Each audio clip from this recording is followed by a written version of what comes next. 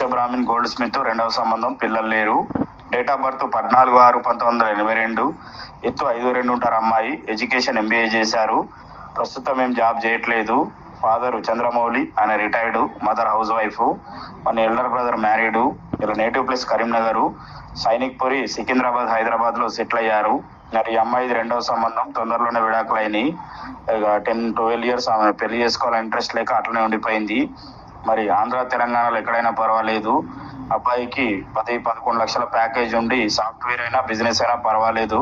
Well settled ఉండాలి. ఎవరి వద్దనైనా ఉంటే పంపగలని మనవి. Urgent match. ఓసీ బీసీలో ఏ క్యాస్ట్ కైనా చేసుకుంటారు.